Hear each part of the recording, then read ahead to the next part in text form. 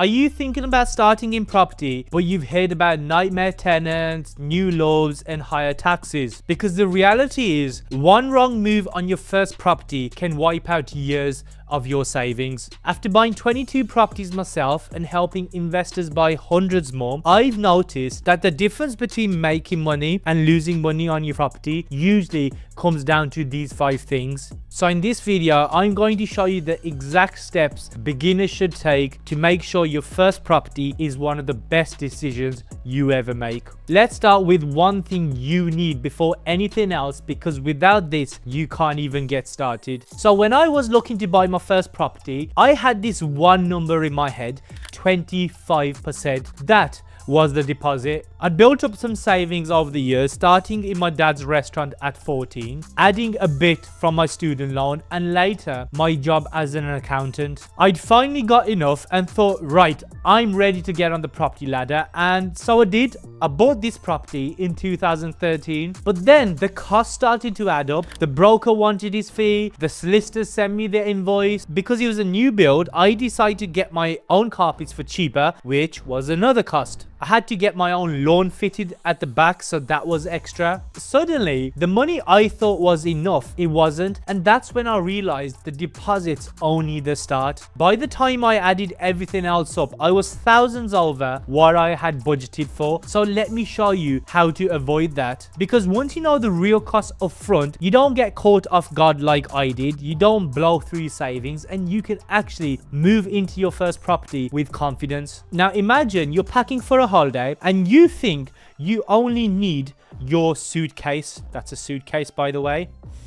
But then you get hit with baggage fees, airport transfers, travel insurance, and suddenly that cheap flight is double the price. That's what buying a house is like if you only focus on the deposit. So let's say you're looking at £170,000 property. Most people think I just need the 25% deposit of £42,500, but you have to add stamp duty. Stamp duty is basically a tax you have to pay when you buy a house, and for £170,000 property, it's £9,400. And the thing with stamp duty is a lot of people don't even know about it. Then you've got solicitor fees, let's say £1,500, and your broker fees, give or take £500. If you're having a survey done, which you really should be, it will easily be £300. Insurance, as an estimate, £350 a year. You might need to refurb the property. Just for this video, say £10,000. I'm running out of space here. And once you add all of these numbers up, you're closer to £65,000. When you add it all up, you're not just a little over budget, you're over by more than £20,000. That's a year's salary for some people. So before you start looking for houses, add up all of these costs. Don't just save for the deposit, save for the real number, so you don't end up like me, scrambling for cash the very last minute. But even once you've budgeted properly and got your savings sorted, there's still a big decision to make. Get it wrong and you could be paying way more tax than you need to, like I did. But if you get it right, you'll save yourself thousands and make your portfolio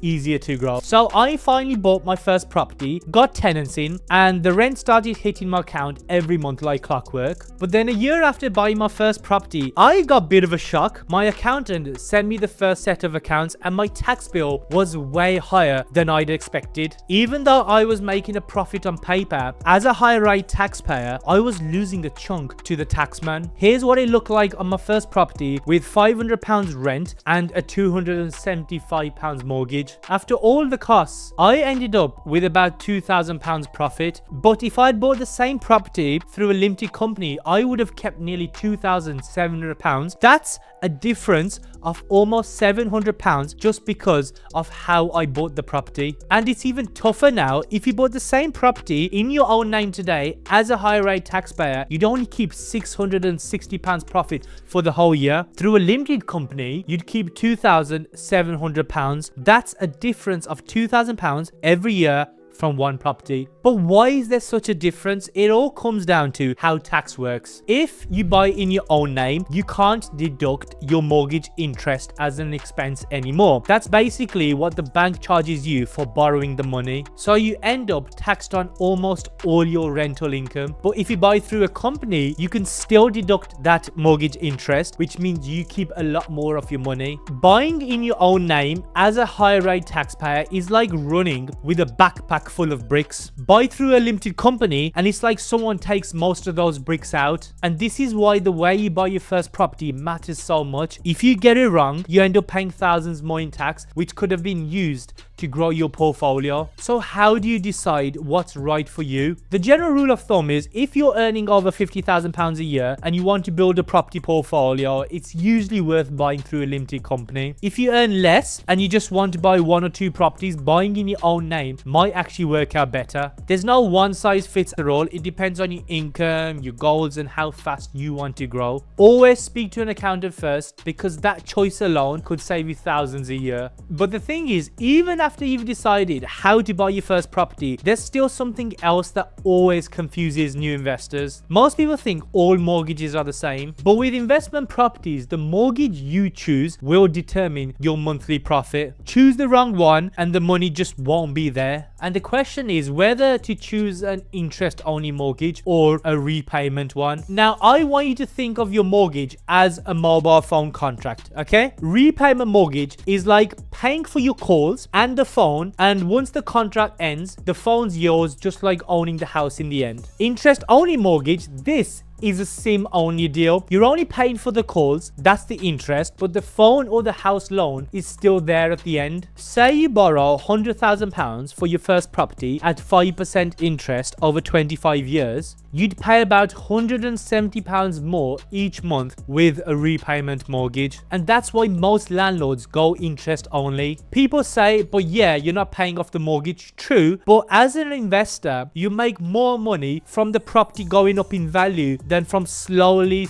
paying off the mortgage. An interest-only mortgage means low monthly payments, which means more cash flow. More cash flow means you can buy more properties, and more property means more money in your pocket. Paying down the mortgage feels safe, but the investors who build real portfolios do it by keeping the cash flow strong and letting the property grow in value. And that's why this choice matters. The mortgage you go for doesn't just change what you pay each month. It decides how quickly you can grow and how much wealth you can build in the long term. If you want to see the difference between an interest-only and repayment mortgage yourself, go to the mortgage calculator on moneysavingexpert.com, plug in the numbers for a repayment mortgage and then for interest only.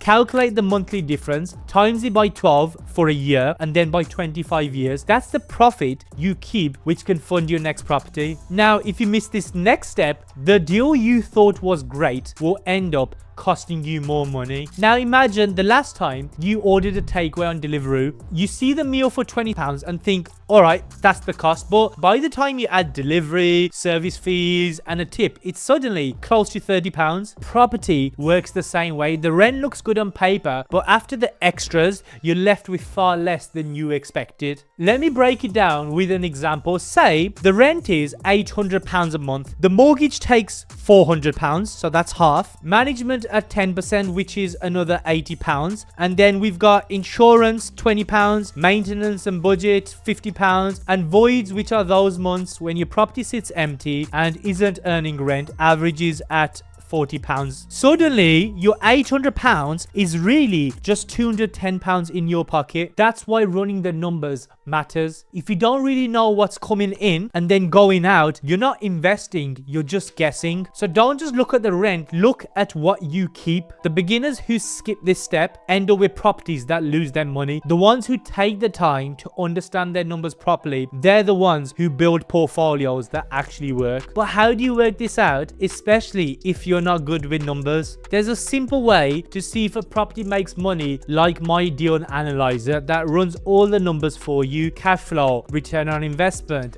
everything. You can get my deal analyzer and my full 12-week training completely free. Just click the link in the description and you can start working out deals in minutes. And what's a good return? It depends on your goals, your strategy, and how much risk you're willing to take, but I aim for about 15% a year. And some will say 15%, is that it? Compared to the 2 or 3% the banks give you, it's a lot more. Property isn't about getting rich quick anyways, it's a long-term game. For me, 15% works. For you, it might be different. But of course, chasing returns is only half the picture. There's something else you need to think about that can make or break your deal. And Warren Buffett, the greatest investor ever, worth $149 billion, says it better than anyone. First rule in investment is don't lose. And the second rule in investment is don't forget the first rule. And that's all the rules there are. I mean, he says the first rule of investing is don't lose money. The second rule of investing is don't forget rule number 1. So how do you avoid losing money in property? By understanding and managing risk. Because it's not the rent, the mortgage, or even the return that will catch you out. It's the risks you didn't see coming. If you can manage risk properly, you'll stay in property long enough to see the rewards. So how do you actually manage risk? I use something simple to remember it, and I call it TRAP. So let me break it down for you. T is for tenants. It could be tenants missing rent or causing damage. Then the next one is rising interest rates that could cut your profits. A is for additional costs like stamp duty and solicitor fees. And then finally, P is for property problems, things like damp or leaks. These are the traps beginners fall for. And if you plan for these up front, you'll avoid breaking Warren Buffett's rule number 1, don't lose money. Now you know how to protect yourself from the risks. There's one more step, and if you get it wrong, it could ruin everything. This video shows you how to move forward with confidence, so I'll see you over there.